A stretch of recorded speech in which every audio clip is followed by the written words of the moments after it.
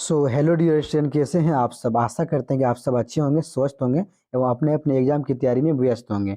मैं मुकेश सर आप लोगों का एक नई वीडियो के साथ फिर से बहुत बहुत स्वागत करता हूं आपके अपने YouTube channel future secure classes में। क्योंकि आज का जो वीडियो है वो बहुत ज़्यादा स्पेशल होने वाला है। शायद आपको जानकारी होना चाहिए, जैक बोर्ड क्लास 8, ठीक है, जैक बोर्ड क्लास 8 और 9 दोनों का मॉडल क्वेश्चन पेपर जारी हो चुका है। ये आपके लिए एक बहुत बड़ी गुड न्यूज़ है, ठीक है। मैं तो आज बहुत ज़्यादा खुश हूँ और आपको भी खुश होना चाहिए, क्योंकि आप लोग का मॉडल क्वेश्चन पेपर जारी हो चुका है, ठीक है। जो आपके एग्जाम के लिए 28 जनवरी जो आपका एग्जाम होने वाला है, उसके लिए बहुत ज़्यादा इंपॉर्टेंट है।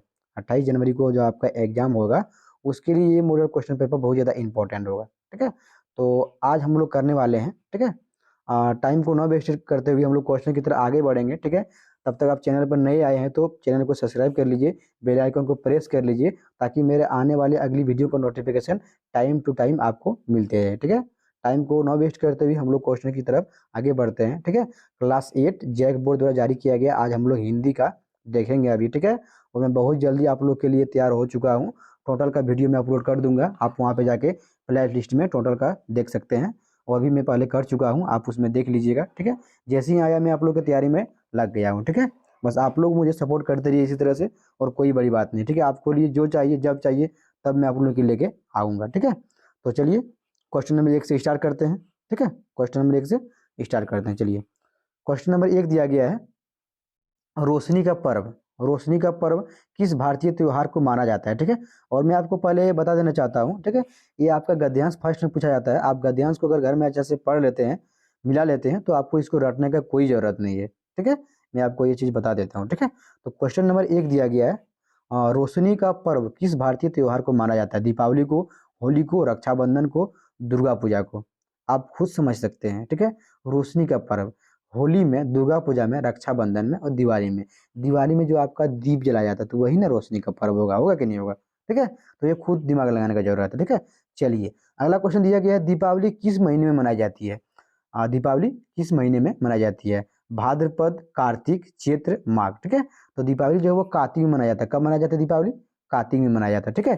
चलिए अगला क्वेश्चन देख लेते हैं। क्वेश्चन नंबर 3 दिया गया है, दीपावली का त्योहार किस घटना की खुशी में मनाया जाता है। भगवान श्री कृष्ण के जन्म की, भगवान श्री राम के अयोध्या लौटने की, दुर्गा पूजा की, महाशिवरात्रि की, ठीक है। तो आप लोगों को शायद इसके बारे में जानकारी होना चाहिए कि भगवान श्री राम को जब 14 वर्ष का वनवास काटने के बाद जब उसको घर आने का सौभाग्य प्राप्त हुआ था, तो उसी की खुशी में जब उसी दिन दीप जलाया था, पूरे देश भर में रोष का लहर फूटा था। और उसी दिन से हम लोग प्रत्येक वर्ष, ठीक है, कार्तिक महीने में हम लोग दीपावली मनाते आ रहे हैं, ठीक है। तो इसका आंसर क्या हो जाएगा? भगवान श्री राम के अयोध्या लौटने की, ठीक है। चलिए कौन 14 वर्षों से वनवास में थे? कौन थे 14 वर्ष से वनवास में? कौन थे? कृष्ण, भरत, राम, दशरथ, ठीक है। तो राम 14 वर्षों से वनवास में थे, ठीक है। चलिए क्वेश्चन अब यहाँ से आपका यहाँ भी आपका 5 से 8 तक दिया गया है पद्यांश, ठीक है। जब कहानी में लिखा रहेगा तो उसको गद्यांश बोलेंगे, और कविता में रहता है उसको पद्यांश बोलते हैं, ठीक है। तो कहा गया है क्वेश्चन नंबर 5, पद्यांश में जल को किसका आधार बताया गया है। धन का, जीवन का, शिक्षा का, संस्कृति का, ठीक है। तो जल तो आप समझ सकते हैं, जल तो जीवन है, ठीक है। क्वेश्चन नंबर 5 का ऑप्शन नंबर बी आपका सही जवाब जाएगा, जीवन का, ठीक है। चलिए अगला क्वेश्चन देख लेते हैं, किसके बिना संसार सुना है। धन, जल, पेड़, घर। क्वेश्चन नंबर 6 का ऑप्शन नंबर बी, जल के बिना। किसके बिना? जल के बिना। चलिए अगला क्वेश्चन देख लेते हैं, जल संकट से बचने के लिए क्या करना चाहिए। नदियां सुखा देना चाहिए, बूंद बूंद जल को बचाना चाहिए, जल का संग्रह रोक कर देना चाहिए, ठीक है, केवल वर्षा जल का उपयोग करना चाहिए, ठीक है। तो क्वेश्चन नंबर 7 का ऑप्शन नंबर बी आपका सही जवाब हो जाएगा, बूंद बूंद जल को बचाना चाहिए, मतलब जल को ज्यादा बर्बाद नहीं करना चाहिए, ठीक है। चलिए अगला क्वेश्चन देख लेते हैं। क्वेश्चन नंबर 8 दिया गया है, धरती का श्रृंगार कैसे किया जा सकता है। घर बनाकर, पेड़ लगाकर, नदियां सुखाकर, खदानें खोदकर। क्वेश्चन नंबर 8 का ऑप्शन नंबर बी, पेड़ लगाकर हम लोग जो है धरती का श्रृंगार कर सकते हैं। आजकल आप देख सकते हैं कितना बहुत सारा बड़े बड़े जंगलों को उखाड़ा जा रहा है, बड़े बड़े पेड़ पौधे को उखाड़ के वहाँ पे घर बनाया जा रहा है, रोड बनाया जा रहा है, जिससे जो हमारा पर्यावरण प्रदूषित होते जा रहा है, ठीक है। और आज आपको भले नहीं दिखने को मिले, लेकिन आने वाला समय में आपको इसका जरूर असर पड़ेगा, ठीक है। तो आप जितना से ज़्यादा हो सकता है पेड़ लगाइए, ठीक है। आप अगर एक वो पेड़ काटना चाहते हैं तो उसके लिए आप 10 पेड़ जरूर लगाइए, ठीक है। चलिए अगला क्वेश्चन देख लेते हैं। क्वेश्चन नंबर 9 दिया गया है, यहाँ से व्याकरण खंड स्टार्ट हो गया, ठीक है। राजपुत्र में कौन सा समाज है? द्वंद्व, कौन सा समास है, ठीक है? द्वंद्व, तत्पुरुष, अविभाव, कर्मधारय। क्वेश्चन नंबर 9 का ऑप्शन नंबर बी, तत्पुरुष समास सही हो जाएगा, ठीक है। चलिए अगला क्वेश्चन लेते हैं। आशा शब्द का विलोम, आशा का, ठीक है, निराशा। क्वेश्चन नंबर 10, क्वेश्चन नंबर 10 का आशा का क्या हो जाएगा? निराशा हो जाएगा, ऑप्शन नंबर ये। विद्यालय का संधि विशेष करने वाला है, विद्यालय का संधि विशेष, ठीक है। विधा प्लस आले, विधा प्लस आले, विद्यालय, ठीक है। बहुत व्याकरण खंड से जो होता है ना आपका, बहुत सारा शॉर्ट क्वेश्चन पूछा जाता है, ठीक है। लेकिन हाँ, आपको बस उसमें ध्यान रखिएगा। आप ध्यान जब रखिएगा ना, सतर्क रहिएगा ना, तो आप उसमें अच्छा से मार्क्स उठा सकते हैं, ठीक है। जैसे देखिए क्वेश्चन नंबर 12 क्या पूछा गया है, आप क्वेश्चन नंबर 12 देखिए। बोल रहा है सूर्य का पर्यायी शब्द कौन सा है? चंद्रमा, रवि, धरती, वरुण, ठीक है।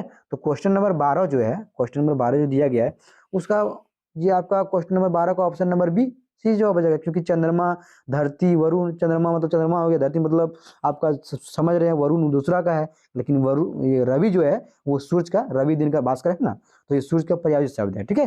चलिए क्वेश्चन नंबर 13 देख लेते हैं। अनुपस्थित शब्द में कौन सा उपसर्ग है? उपसर्ग आपको मैं पहले भी बता चुका हूँ कई बार, अभी भी बता रहा हूँ, आप ध्यान से रखिए। उपसर्ग और प्रत्यय, उपसर्ग का मतलब पहले वाला और प्रत्यय का मतलब बाद वाला, आप इसको ध्यान में रखिएगा। यहाँ से आपका आराम से 2-3 नंबर आ सकता है, ठीक है। तो यहाँ से जो पूछा गया है, अनुपस्थित शब्द में कौन सा उपसर्ग है? उपसर्ग मतलब पहले, तो अनु है ना, क्या है? अनु। तो क्वेश्चन नंबर 13 का ऑप्शन नंबर ये सही जवाब हो जाएगा। क्वेश्चन नंबर 13 का ऑप्शन नंबर ये सही जवाब हो जाएगा। चलिए अगला क्वेश्चन लेते हैं। 9, 2, 11 होना मुहावरे का अर्थ नहीं। क्वेश्चन नंबर 14 का आंसर मैं आपको नहीं दूंगा, ठीक है। आप इसका आंसर आप हमको कमेंट सेक्शन में बताएंगे। अभी वीडियो देखने के बाद, वीडियो को टोटल तक देख लिए लास्ट तक, और हमको कमेंट सेक्शन में इसका आंसर बताइए क्या होगा इसका आंसर, ठीक है। तो क्वेश्चन नंबर 9, ये क्वेश्चन नंबर 14 जो है वो आपके लिए, वो आप इसको कमेंट सेक्शन में हमको बताएंगे, ठीक है। चलिए अगला क्वेश्चन देख लेते हैं। क्वेश्चन नंबर 15 दिया गया है। पंकज का क्या अर्थ हो सकता है? पंकज, पंकज, सरोज, नयन, कमल, समझ सकता है ना, कमल, ठीक है। पंकज का जो है वो कमल हो जाएगा, क्या हो जाएगा? क्वेश्चन नंबर 15 का option number C, question number 15 का ऑप्शन नंबर सी, कमल। पंकज का पर्यायी शब्द है कमल, है कि नहीं। नायक का स्त्रीलिंग, नायक का स्त्रीलिंग कौन नहीं जानता है सरकार? नायक का नायिका होता है। तो क्वेश्चन नंबर 16 का ऑप्शन नंबर ये सही जवाब हो जाएगा, ठीक है। चलिए अगला क्वेश्चन देख लेते हैं। क्वेश्चन नंबर 17, गंगा नदी बहुत पवित्र है, इस वाक्य में जातिवाचक संज्ञा शब्द कौन सा है? जाति का बोध का आपको बोल रहा है ना, जाति। तो यहाँ किसका बात कर रहा है? क्वेश्चन नंबर 17 जो है आपका किसका बात कर रहा है? नदी का बात कर, किसका बात कर रहा है? नदी का ना। तो यहाँ पर नदी जो है आपका वो जातिवाचक हो जाएगा, ठीक है। अगर गंगा का बोल जाएगा तो गंगा व्यक्ति हो जाएगा, क्योंकि गंगा का नाम ले लिया, नदी का नाम ले लिया, तो वो क्या हो गया? व्यक्तिवाचक। और यहाँ जाति का बोध है, नदी, नदी तो बहुत है, वो एक जाति में आ गया ना। आपको हम बोल रहे हैं जानवर, और आपको हम बोल रहे हैं बाघ, तो बाघ आपको नाम बता रहे हैं, मतलब उसका व्यक्ति को पुकार रहे हैं, ठीक है। बात को समझिए थोड़ा ध्यान से। चलिए क्वेश्चन नंबर 18 देख लेते हैं। उसने मुझसे मदद मांगी, इस वाक्य में उसने कैसा शब्द है? उसने कैसा शब्द है? संज्ञा है, क्रिया है, सर्वनाम है, कर्म है। क्वेश्चन नंबर 18 का ऑप्शन नंबर सी, सर्वनाम है, क्या है? सर्वनाम है, ठीक है। चलिए क्वेश्चन नंबर 19 देख लेते हैं। तुम बहुत अच्छा गाते हो, इस वाक्य में कौन सा शब्द क्रिया का बोध कराता है? क्रिया, क्रिया जिसमें ना आता है, ठीक है। गाते मतलब गाना, गाते, ठीक है। तो क्वेश्चन नंबर 19 का ऑप्शन नंबर सी सही जवाब हो जाएगा, गाते, ठीक है। चलिए अगला क्वेश्चन देख लेते हैं। अगला क्वेश्चन क्या दिया गया है? वाक्य में संख्यावाची विशेषण शब्द का चयन करें। संख्यावाची बोल रहा है ना, वो एक समझदार लड़का है, वो एक समझदार लड़का है, और आपको संख्यावाची का बोल रहा है, ठीक है। तो यहाँ संख्या कौन सी है? संख्या आपको क्या दिख रहा है? तो संख्या आपको एक दिख रहा है, तो एक में टिक लगाइए ना, कौन सी बड़ी बात है इसमें। चलिए अगला क्वेश्चन देख लेते हैं। यहाँ से भी आपको गद्यांश दिया गया। अगला क्वेश्चन दिया गया है, उपयुक्त गद्यांश में गांधी जी के किस आंदोलन का वर्णन हुआ है, ठीक है। तो क्वेश्चन नंबर 21 का ऑप्शन नंबर सी आपका सही जवाब हो जाएगा, ठीक है। असहयोग और सविनय आंदोलन दोनों का चर्चा किया गया, ठीक है। प्रस्तुत गद्यांश किस पाठ से लिया गया है, ठीक है। असहयोग आंदोलन, बस की यात्रा, पथ की पहचान, छोटा जादूगर। क्वेश्चन नंबर 22 का ऑप्शन नंबर बी, बस की यात्रा सही जवाब हो जाएगा, ठीक है। चलिए अगला क्वेश्चन देख लेते हैं। क्वेश्चन नंबर 23 दिया गया, गद्यांश में सीट और बॉडी के असहयोग से क्या संकेत मिलता है? दोनों के बीच कोई तालमेल नहीं था, सीट हमेशा बॉडी के साथ रहती थी, सीट और बॉडी एक दूसरे से प्रेम करते थे, सीट और बॉडी मिलकर रास्ते पर चल। तो क्वेश्चन नंबर 23 का आंसर ऑप्शन नंबर ये सही जवाब हो जाएगा, ठीक है। दोनों के बीच कोई तालमेल नहीं था, ठीक है। चलिए अगला क्वेश्चन देख लेते हैं। क्वेश्चन नंबर 24 दिया गया है, गद्यांश में 8-10 मील चलने पर किसका उल्लेखित किया गया है? रास्ते के भेदभाव मिटने का, बस की गति बढ़ने का, गांधी जी के आंदोलनों का परिणाम, सीटों और बॉडी का जुड़ने का। क्वेश्चन नंबर 24 का ऑप्शन नंबर ये रास्ते के भेदभाव मिटाने का किया था। ठीक है, चलिए अगला क्वेश्चन देख लेते हैं। यहाँ से भी देखा आपको पद्यांश दिया गया है। ठीक है, अगला क्वेश्चन दिया गया प्रस्तुत कविता के कवि कौन है। जब आप इसको पढ़िएगा तो आपको समझ में आएगा। ठीक है, मैं अभी फिलहाल आपको आंसर बता दे रहा हूँ। क्वेश्चन नंबर 25 का जो आंसर सी होगा। ठीक है, माखनलाल चतुर्वेदी। ठीक है, चलिए अगला क्वेश्चन देख लेते हैं। उस पथ में देना तुम फेंक में कवि किस पथ की बात कर रहा है। सम्राटों का पथ, युद्ध के पथ, वीरों का पथ, प्रेमी माला का पथ। ठीक है, तो यहाँ पर जो है ना आर्मी सबका बात हो रहा है, वीरों का बात हो रहा है। क्वेश्चन नंबर 26 जो है ना आपका, क्वेश्चन नंबर 26 का ऑप्शन नंबर सी सही हो जाएगा। ठीक है, और फूल जो है वो नहीं चाहता है कि हमको आप सरस्वती माँ पर, दुर्गा माँ पर चढ़ाइए। उसका कहना है कि जो मेरे सेवा में हर हमेशा तत्पर रहता है उसके पैरों तले हमको फेंक दीजिए, ताकि उस पर जो है हम पर उसको कुचल के वो आगे निकल जाए। ठीक है, उसके पैर में जो है कांटा न लगे, मेरा मैं जो हूँ वही लगे। फूल ये कहना चाहता है। ठीक है, पुष्प भी ये कहना चाहता है। चलिए अगला क्वेश्चन देख लेते हैं। क्वेश्चन नंबर 27 दिया गया है। जिस पथ जावे वीरन से कवि किस पथ का उल्लेख कर रहे हैं। सम्राटों के पथ का, शहीदों का पथ का, प्रेमियों का पथ, युद्ध में शहीद होने का पथ। ठीक है, तो क्वेश्चन नंबर 27 का ऑप्शन नंबर बी शहीदों का पथ, जो उसके सेवा में लगते लगते वीरगति प्राप्त होगा, शहीद हो गया, उसका बात कर रहा है। ठीक है, चलिए अगला क्वेश्चन लेते हैं। प्रस्तुत कविता का मूल भाव क्या है। मूल भाव क्या है। मातृभूमि की सेवा, सम्राटों की सेवा, प्रेमी सेवा, उपयुक्त सभी। ठीक है, क्वेश्चन नंबर 28 का ऑप्शन नंबर ये सही हो जाएगा। ठीक है, मातृभूमि का सेवा कहा गया। ठीक है, चलिए अगला क्वेश्चन लेते हैं। क्वेश्चन नंबर 29 दिया गया। छोटा जादूगर अपनी माँ के लिए क्या ले जाना चाहता था।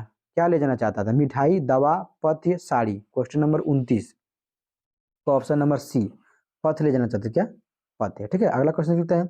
मित्रता पाठ के लेखक कौन है। मित्रता पाठ का लेखक रामचंद्र शुक्ल, जयशंकर प्रसाद, प्रेमचंद्र, ज्ञान रंजन। ठीक है, क्वेश्चन नंबर 30 का ऑप्शन नंबर ये सही हो जाएगा, रामचंद्र शुक्ल।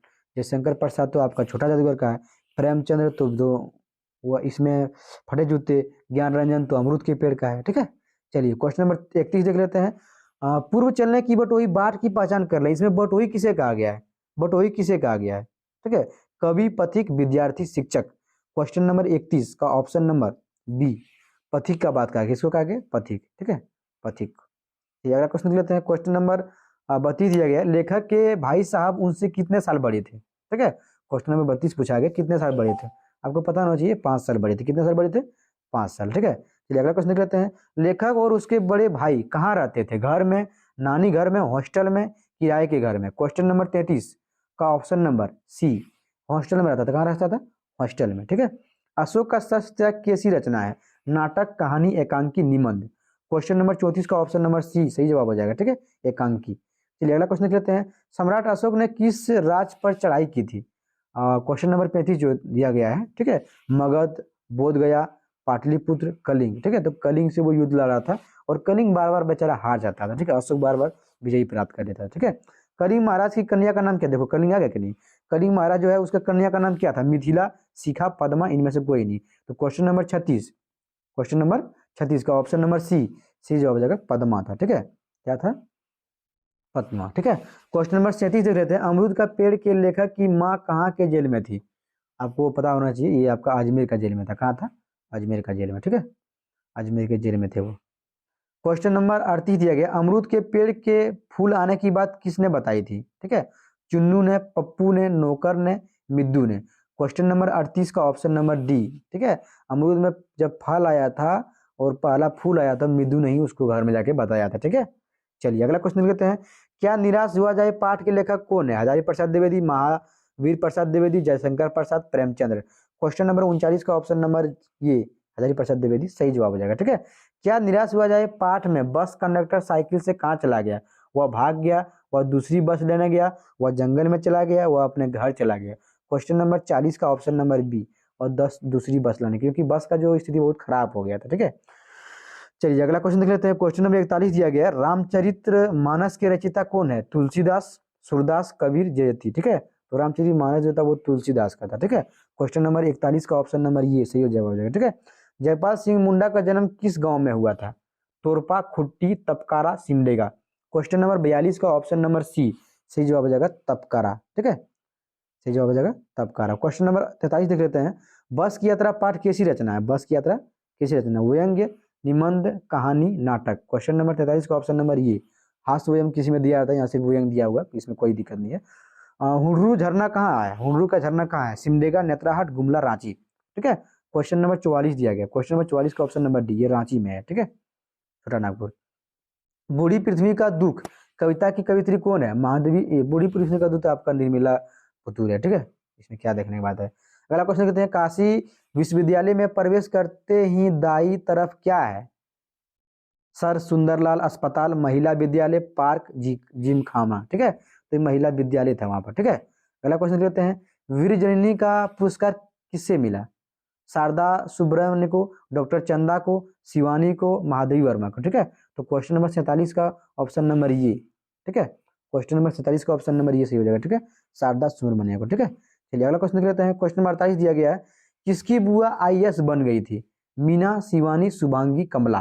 ठीक है, तो क्वेश्चन नंबर 48 का ऑप्शन नंबर सी, शुभांगी का जो बुआ थी वो IAS बन गई थी। ठीक है, चलिए अगला क्वेश्चन लेते हैं, क्वेश्चन नंबर 49, बिहार के मधुबनी इलाके में अकाल कब हुआ था, 5वीं सदी, तीसरी सदी, 7वीं सदी, 6वीं सदी। क्वेश्चन नंबर 49 का ऑप्शन नंबर डी सही जवाब हो जाएगा। ठीक है, 6वीं सदी।